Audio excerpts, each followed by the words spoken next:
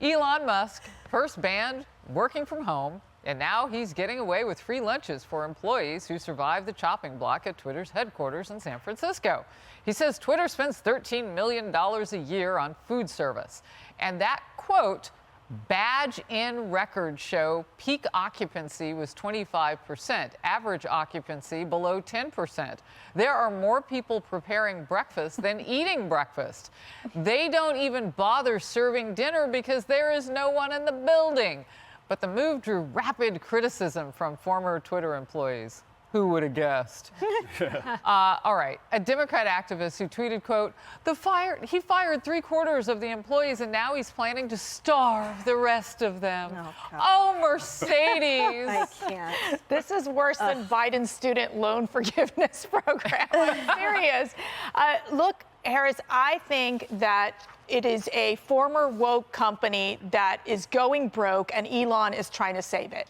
And that's really the result of this. When you're talking about the fact that in San Francisco alone, hardly anyone was going to work. They're spending a ton of money on the property itself. Why not make these fundamental changes? So he did come in with the sink. He's making a statement. He's trying to make sure they don't have to go bankrupt, but it's going to be painful. And these Twitter employees, which are snowflakes, can't handle it.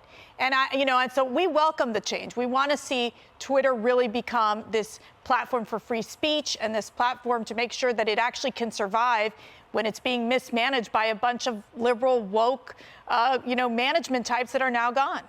So, Mark, this may be a little frugal of me, and that wouldn't be the first time. But what happened to the 13 million if people weren't eating the food? Like, I hope he was feeding some people. He would be doing that, but the previous execs, what were they doing with that cash? Yeah, good question. I mean, obviously, you got to pay quite a bit of staff, right? Whether people show up or not, you got to pay the staff. And I hope the staff was showing up to cook the food, even though they absolutely had to cook no food. So, this whole complaint from these Twitter employees, it's falling on deaf ears. I don't think anyone feels sorry for them. I think that these are some of the most entitled employees in the tech space right now. And, when you think about, like, everything Elon's doing, I mean, he's like the CEO of, I think, 4 different companies right now. Right? I mean, he's working like 23 hours a day. He's busting his butt. I think it's 24. Is it 24? I think he sleeps in an oxygen chamber. That could be true. That's just what I think. And to Mercedes' point about this company going woke and broke, I mean, they've lost money for 2 consecutive quarters. They've had negative free cash flow now for 4 consecutive quarters. We are either... So they're in a recession. Yeah, and I mean, everyone's either in a recession or just coming out and maybe going back in. But yeah, this company's in a recession. They're struggling, and they need to cut costs and boost revenues. So, Emily, let's get to the snowflakes. Okay. I mean, they still have jobs. These people could show up or work from home or whatever it is that they choose to do.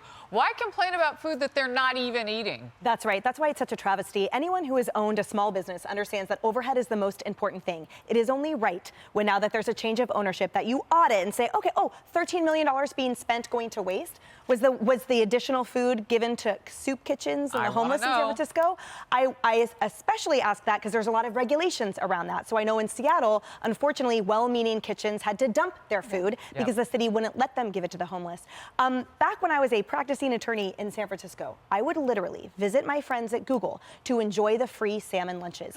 We would all the time. It was fine. It was allowed, and we would hang out and enjoy. I'm just hungry, and that salmon sounds delicious. Literally, it was like a Michelin-starred meal every day with like cupcake tiers and everything. So my point is that the golden era of that tech bubble is not only totally stale, it is so outdated, but it is also fantasy. So for those tech workers to hang on to that, to think that that's real life rather than a golden era of it was, I mean, that was over 10 years ago that we were doing that. So I think it's important as well, final point, that the former CEO, Jack Dorsey, weighed in. He tweeted and said, hey, this was my bad. I grew the company too fast. It's not about Elon Musk. I think it's a constellation of factors, and I wish the employees would be a little bit more forgiving and rational about it. I wonder wonder if they're sneaking back in just to get the food and then going back to work from home. I'm sure. Look, Emily makes a really important point. These big tech facilities, I mean, it is like going to a theme park, some of them. I've never been, but I've read about them. I mean,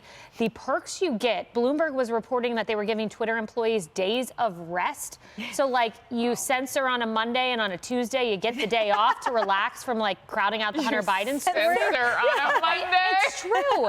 And then you compare that and you get these lavish meals on your way out the door. And you compare that to steelworkers, to first responders, to meat packers, to teachers who do their best every day, show up for work. Many of them, when you look at our meat packers during the pandemic, they don't get lavish meals. They don't get days of rest on Tuesdays. You mean they don't get the meat they pack? Yes. That's what you're saying. There you go. They don't get the meat they pack. Wow. Exactly.